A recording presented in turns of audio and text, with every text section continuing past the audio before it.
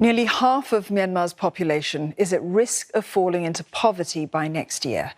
The UN says that the dual impact of the pandemic and the political crisis after the coup could erase years of progress. 25 million people could be affected. We could see these gains removed in just a few months and heading the country back to 2005, when half of Myanmar's population was poor. At the end of last year, more than 80% of households had their incomes cut by almost half because of the impact of COVID-19. The coup made things worse. A protracted political crisis would cause a drop in access to food, basic services and social protection.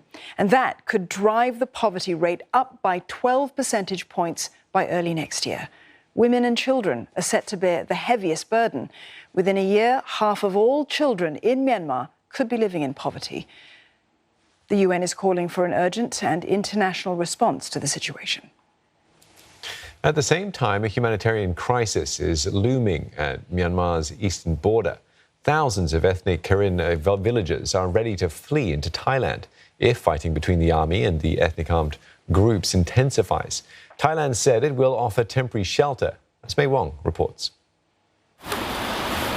Local aid agencies in northern Thailand pack relief supplies for those affected by the violence in neighboring Myanmar.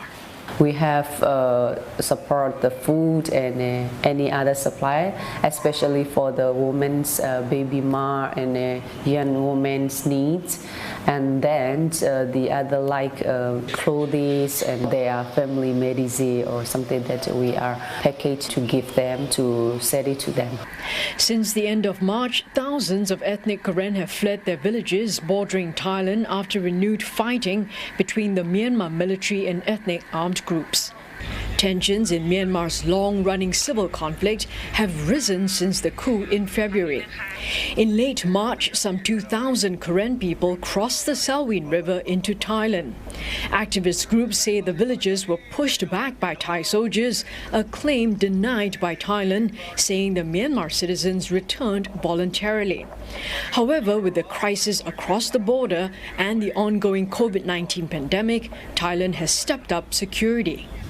Previously, visitors are allowed to track up this road and head to a village about 2 hours away. But because of COVID-19, the authorities have stopped everyone from entering this village unless you live inside.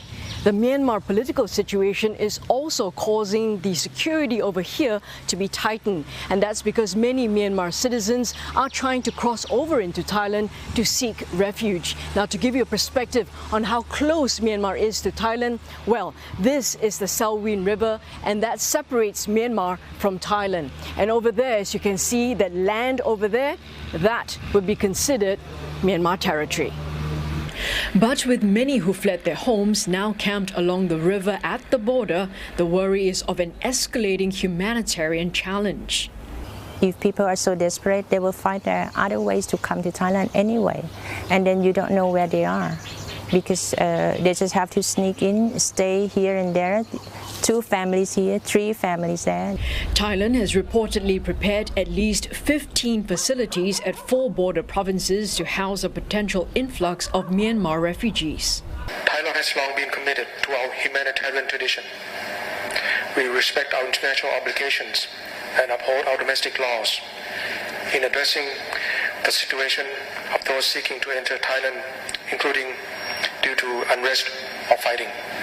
Help organizations fear this may just be the calm before the storm, given the volatile situation in Myanmar.